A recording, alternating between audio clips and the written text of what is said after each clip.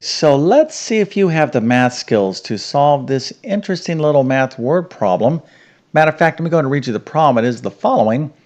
The sun is at an angle so that a 20-foot tree casts a 35-foot shadow. What is the sun's elevation? Okay, so that is the problem. Feel free to use a calculator. And if you have the answer, put that into the comment section. And then, of course, I'm going to walk through the solution to this problem step by step. Okay, so this problem could be a bit confusing if you don't know what elevation means. That's effectively just how high is the sun in the sky. So if you're standing right here, you're an observer, and you're looking at the sun way up here, we're looking for this angle. This is basically the elevation of the sun at that particular moment in time. Okay, so let's go ahead and get into the solution. And of course, we have our problem here. And you always want to use the rule of three when it comes to solving math word problems. That is, always read the problem at least 3 times. Make sure you understand all the information in the problem and what is the question. Okay, so that's kind of the first thing here. Now, the second thing is that we want to kind of model the situation. That's always a good idea when you're dealing with a math word problem. Come up with some sort of visual way, if you can, to see the problem. And of course, here we can come up with a lovely sketch. So let's go and take a look at what I came up with. And of course, I get a great opportunity to use my basic art skills here. So here is the problem. Okay, we have this 20-foot tree and it's casting a 35-foot shadow. Now here is the sun, right? So the sun is kind of up here and its rays are kind of casting down like so, and of course it's creating this shadow. But this angle right here, this is the angle of the elevation. So let's suppose you are standing right here and you're talking to your friend and they say, hey, I'm just curious, how high is the sun in the sky? Okay, well, what they're asking is what is the angle of elevation? Okay, so of course you would say, well, it's this high in the sky. Well, what you're going to give them is this many degrees, and that is what the question is asking. Okay, how high is this sun up in the sky, i.e., what is the angle of elevation? Sounds like a fancy term, but that's basically what it means. Okay, so what we have here is a triangle situation. Now we have to make some assumptions. We have to just kind of assume that our tree is perfectly straight and perpendicular to the ground, and the ground is also nice and straight. So always, when you're dealing with a math problem, never overcomplicate it. Okay, don't be like, well, what happens if there's a hill here and my tree is all off to the side? Well, no, just assume everything's nice and lovely and straight and perpendicular. Okay, so if you understand where I'm going here, then you'll be like, well, maybe instead of all this lovely artwork, we could just kind of distill this down and look at this triangle here, right, with all the information. And that's exactly what we're going to do. So we're going to distill this problem down to this problem. All right, so what we have here is a right triangle situation. This is very important. This is going to have a major impact on how we solve this problem because, again, this tree is perpendicular to the ground. So this is a 90-degree angle or a right triangle situation. Okay, so here is our tree. It's 20 foot, and then here is our shadow. It's 35 feet. And then, of course, this is the angle of elevation. And what we're looking for is this angle. But here is the thing. We only have this angle information, 90 degrees. We don't know what these other two angles are. Of course, if I knew this angle right here, I could solve for that angle pretty easily. So when you have a situation when you only have one angle in a triangle, and if you have one side or two sides of a right triangle, well, the only way to solve for these angles here is to use trigonometry. Now, I know it sounds kind of scary, but it's actually not too bad. Okay, now some of you might be thinking, well, it's a right triangle, I got some sides. Could I use the Pythagorean theorem? Well, certainly you could. And that's always one of the things that should always pop into your head when you're looking at a right triangle.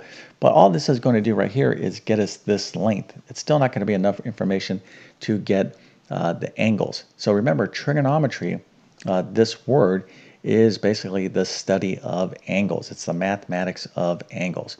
Okay, so let's go ahead and take a look at basic trigonometry right now. Okay, so before we can define some basic trigonometry, we need to understand the various sides of a right triangle. Okay. Now, what I'm going to be talking about here in just one second is something called trigonometric ratios. Trigonometric ratios. Effectively, what I'm going to be talking about is these things, sine, cosine, and tangent. These nice, lovely buttons on our scientific calculator. But they're referred to as trigonometric ratios. Now, what is a ratio in mathematics? A ratio is a fraction. Okay, so these are really trigonometric fractions.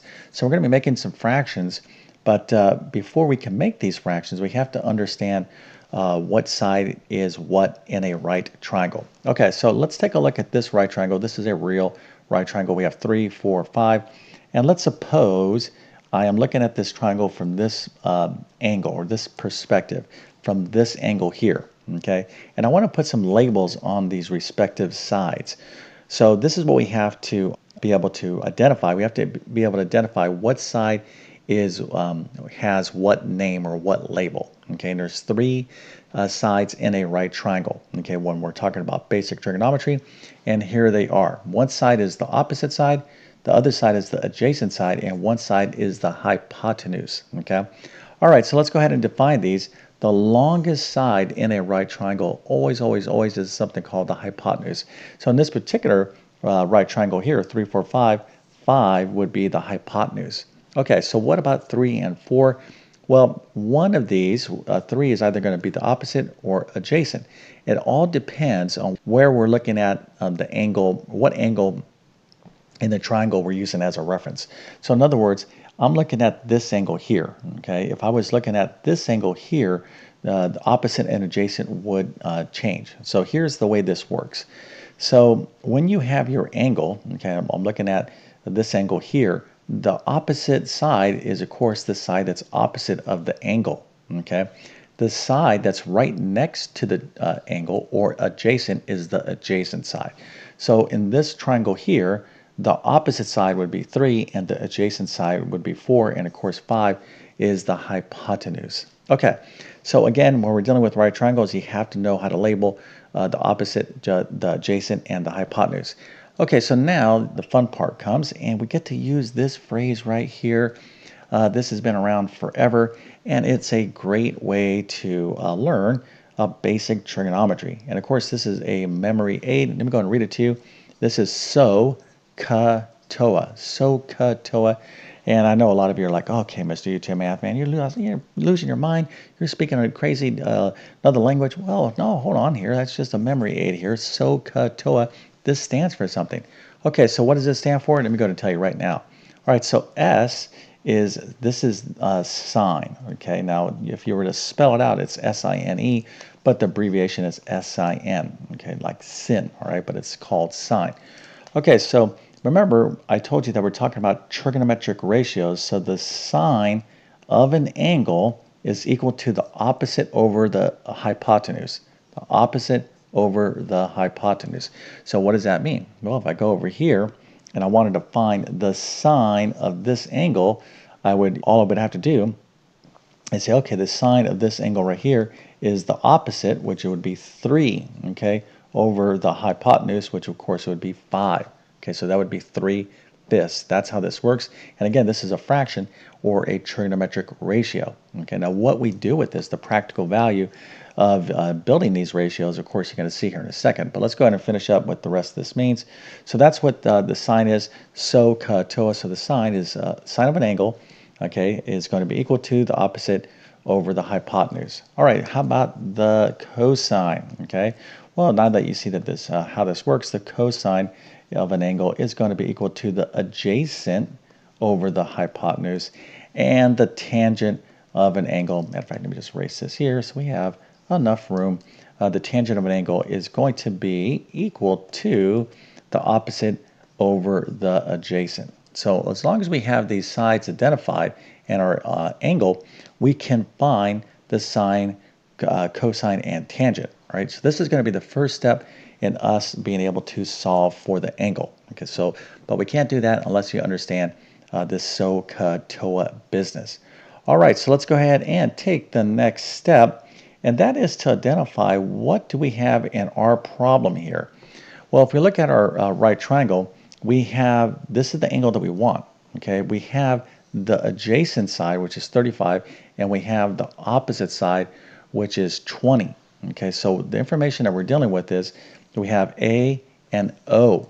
So we have to go back to our SohCahToa here and be like, okay, which one of these has A and O, or O and A? Okay, this one has H. Well, I don't have H. I could find H, but the sine has the hypotenuse, cosine has the hypotenuse, but tangent has the O and the A. So let's use the tangent. Now again, I could find the hypotenuse, but it's not necessary. I have the opposite and I have the adjacent. So the tangent, by definition of an angle, is the opposite over the adjacent. Okay, so here, what we're going to do is use our actual information, 20 and 35. So the tangent of this angle is going to be equal to the opposite over the adjacent, which is 20 over 35. So we're trying to find this angle. Okay, now this is just a fancy variable called theta, but I'm going to replace it for, I want to replace this with the variable x. So now this comes down to, how do we solve this trigonometric equation? Because this is where, the real value of trigonometry comes into. And of course, we're going to need our lovely tangent button on our calculator to do that. Are you struggling in math because of confusing lessons? Maybe the teacher's not showing you all the steps you need, or things are happening too fast. Well, there is a better way. So come on over to my math help program at tcmathacademy.com. There you'll find clear step-by-step instruction by me that will definitely make a huge difference in your math success. So make sure to check out all my courses by following the links in the description. Okay, so let's go ahead and take the next step and figure out how to solve for x. All right, so tangent of x, now x is some angle. I want you to think about this. The tangent of some angle is equal to 20 over 35, okay? Now let's take 20 divided by 35 in our calculator, and you're going to get 0.571428. Now this decimal goes on and on and on. I'm just going to kind of round it off right here. So the tangent of some angle x is this. Now a little note here. In your calculator, we have different modes that you can work with. One is degrees, the other one is radians. For those of you that have taken some trigonometry, your calculators are going to be in degree mode. In other words, if I say 40 degrees, that little circle up there is a degree symbol. Okay, so we're talking about degrees. You want to work in degrees unless you're told to work in radians. If you don't know what a radian is, that's for a separate video, but you can learn all of that in my more advanced trigonometry stuff. But just know that your calculator can switch between degrees and radians.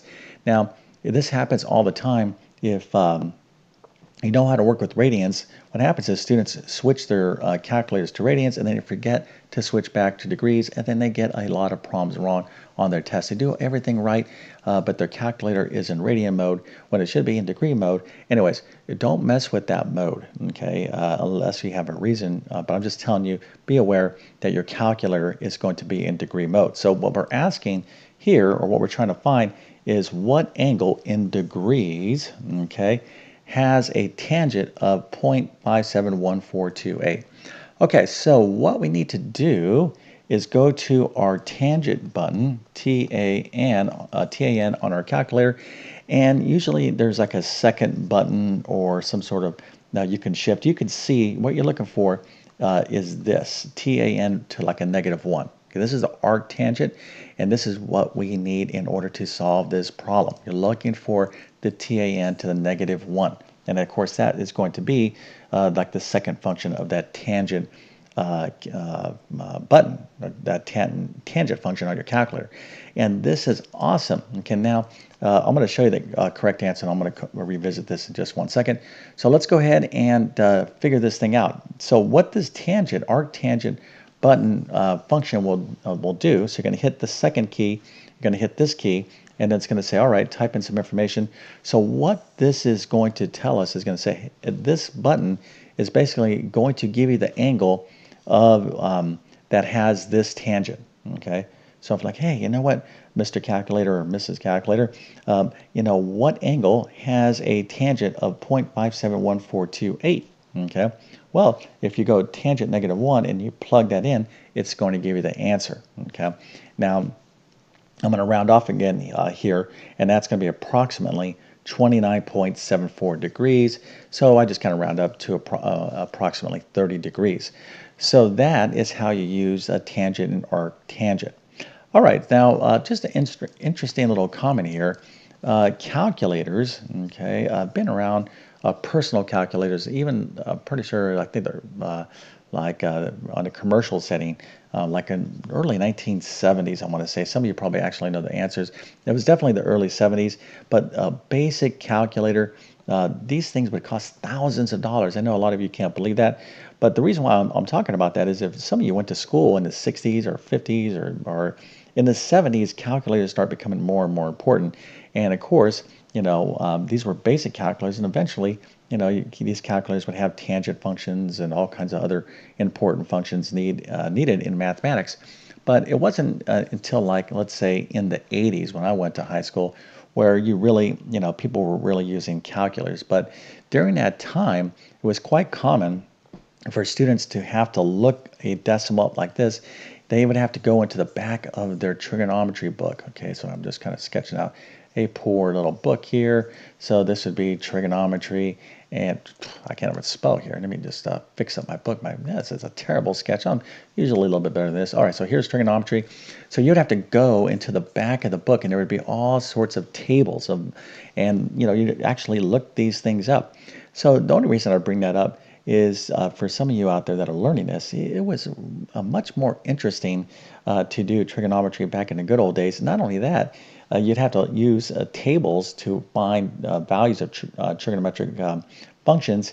You would also have to use a slide rule. Okay, now I didn't use a slide rule. Maybe some of you used a slide rule, but if you don't know what that is, it's basically a ruler with a little thing that slides, and there's all kinds of little values on the side. These things are awesome. Basically, these were manual calculators, but they were very sophisticated and very, very good. And engineers and all different scientists, mathematicians use these things. Somewhere, I think maybe the transition started taking place maybe in the mid 70s, I want to say, when those calculators started becoming more available. Okay, but anyways, you have to really appreciate the technology that you have. These scientific calculators, graphing calculators are tremendously powerful. They're basically supercomputers, at least from a mathematical standpoint.